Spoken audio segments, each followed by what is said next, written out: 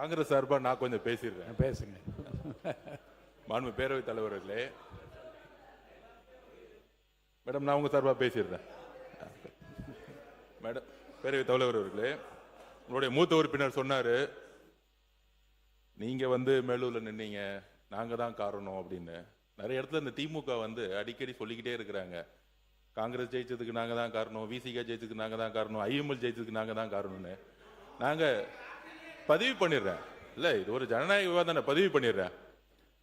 கிட்டத்தட்ட 22-23 கட்சி கூட்டணி திராவிட முன்னேற்ற கழகம் கடந்த 10 வருஷமா 3 முறை மிகப்பெரிய வெற்றி, ஒத்துக்கிறோம். நீங்க தான் ஆளுங்கட்சி, ஒத்துக்கிறோம். ஆனால் 2026ல தமிழக வெற்றி கழகம் தனி பெரும் கட்சியாக நில்லுங்க, தனி பெரும் கட்சியாக நின்று 108 தொகுதி வாங்கியிருக்கோம். தனி பெரும் கட்சி, வெறும் இளைஞர்கள் மட்டும். 23 கட்சி கூட்டணி இல்லன்னு நினைச்சுக்கோங்க, திமுக 10 தொகுதி ஜெயிச்சிருக்க மாட்டாங்க. காங்கிரஸ் இல்லன்னா, விசிகே இல்லன்னா, கம்யூனிஸ்ட் இல்லன்னா, ஐஎம்எல் இல்லன்னா, சென்னையிலே சொல்றேன், சென்னையிலே இஸ்லாமியர்கள் ஏன் ஓட்டு போட்டாங்க தெரியுமா? விசிகேவும் காங்கிரசும் ஐஎம்எல் இருந்தாலும் இஸ்லாமியர்கள் ஓட்டு போட்டாங்க சென்னையில. இது வரைக்கும் திமுக 62ல இருந்து நானும் பார்த்துட்டு இருக்கேன், பெரிய தோல்விகள் சென்னையில இருந்ததே கிடையாது. ஆனால் தமிழக வெற்றி கழகத்திட்ட 14ல 14 தொகுதி தோத்துருக்காங்க. 14 தொகுதி. அப்ப திமுகக்கு இந்த கூட்டணி கட்சி இல்லன்னு நினைச்சுக்கோங்க, கூட்டணி கட்சி கிட்ட 15% வரும். அந்த 15% இல்லன்னு நினைச்சுக்கோங்க, சென்னையில அந்த 2 தொகுதி கூட ஜெயிச்சிருக்க முடியாது, தமிழ்நாட்டுல 10 தொகுதி ஜெயிச்சிருக்க முடியாது.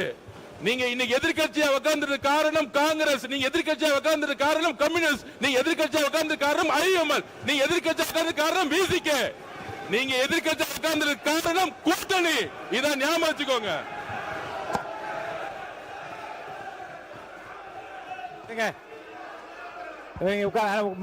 உட்காருங்க போதும். ஒரே ஒரு நிமிஷம்.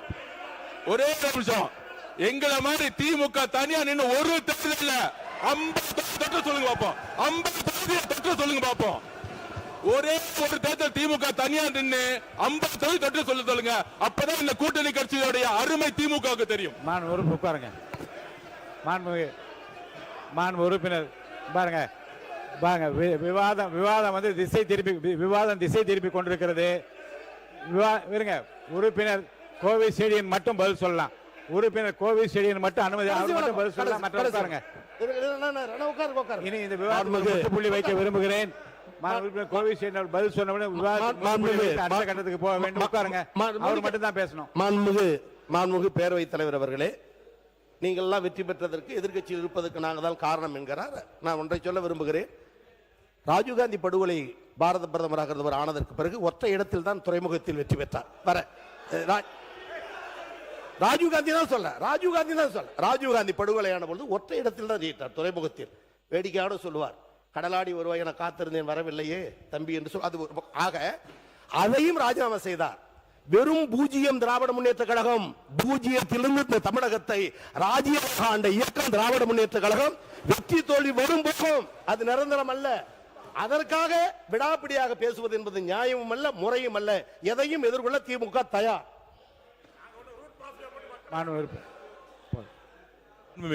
ஒரே ஒரு நிமிஷம், இவரும் கேட்டு அப்புறம் நீங்க சொல்லலாம். நீங்க சொல்லுங்க. மாண்பு உறுப்பினர் நேரு அவர்கள், அவர் கேட்டவர் சேர்த்தே சொல்லிடுங்க பதில். மாண்புமிகு பேரவைத் தலைவர் அவர்களே, கூட்டணியில் இருந்து வெற்றி பெற்றோம் என்று அது நாங்கள் ஒத்துக்கொள்கிறோம், அதெல்லாம் ஒன்றுமில்லை.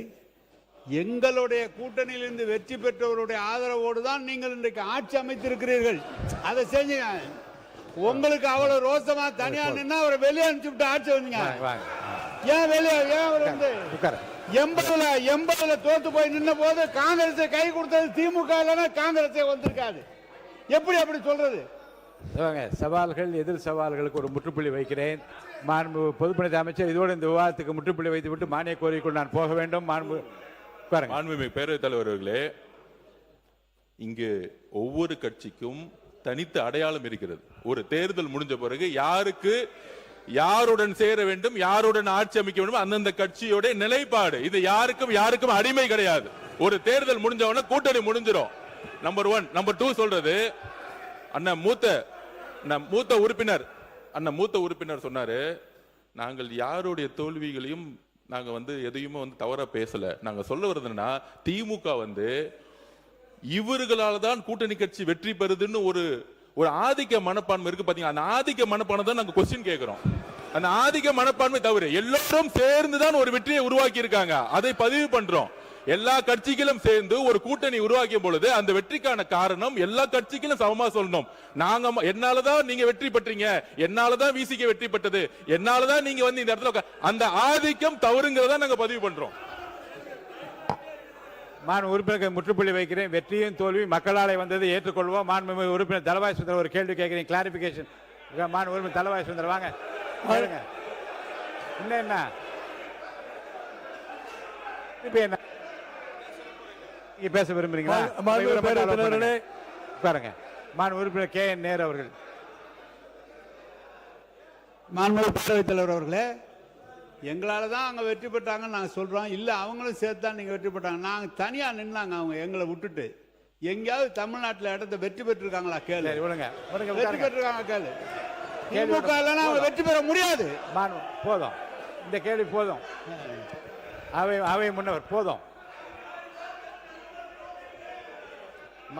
மாண்பு உறுப்பினர்கள் இது போதும் என்று நினைக்கிறேன். அவை முன்னவர் மாண்பு பேரவைத் தலைவர் அவர்கள், அவை முன்னவர் விவாதம் மானிய கோரியை விட்டு பேச வேண்டிய நேரத்தை மாறி மாறி அரசியல் பேசிக் கொண்டிருக்கிறோம். ஒரே நிமிஷம் நான் பேசுறேன். அதனாலதான் இல்ல, ஆகவே நான் ஒன்றை சொல்ல விரும்புகிறேன்.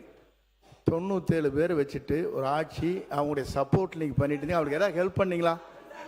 2006 அந்த கட்சியை உங்களோட இருந்தே இணைந்து அவர் சப்போர்ட் செய்தார்களே, அவர்களுக்காக அமைச்சரவை இடம் பெற்றிருக்கிறது, இன்றைக்கு கொடுக்கப்பட்டிருக்கிறது. அதை நீங்க கொடுத்தீங்களா? முதல்ல திமுக தனியா நின்று ஜெயிச்சிருக்கா? இல்ல, திமுக தனியா நின்று ஜெயிச்சிருக்கா? ஒரு தேர்தலையாவது திமுக தனித்து நின்று வெற்றி பெற்றிருக்கிறதா?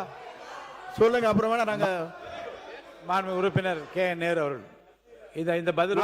மாண்பு பேரவைத் தலைவர் அவர்களே, என்ன சப்போர்ட் பண்ணலான்னு, என்ன ஹெல்ப் பண்ணலான்னு மத்தியில் முதல் பிரதமர்னு சொன்னது திமுக சொன்னார். மத்திய அரசு அமைப்பதற்கு ஆதரவாக இருந்தது திமுக. 2 முறை ஆதரவாக இருந்தது திமுக. என்ன சப்போர்ட் பண்ண? நாங்க சப்போர்ட் பண்ண.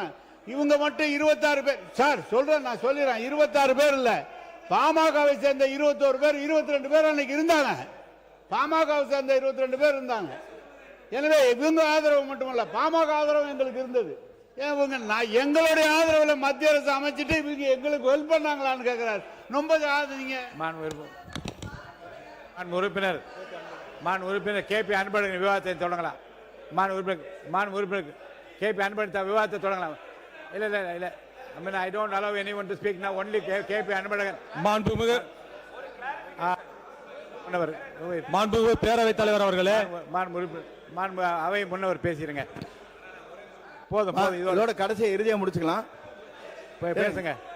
மாண்பு பேரவைத் தலைவர் அவர்களே, மாண்பு முன்னாள் அமைச்சர் அவர்கள் பேசுகிற போது 11 அமைச்சர் வாங்கிட்டு தான் நீங்க இதை பண்ணீங்க. நல்லா தெரியும். நாடு 11 அமைச்சர் அங்கே இடம்பெற்றீர்கள், அது மறந்துவிடக் கூடாது. இந்த டாபிக் இதோட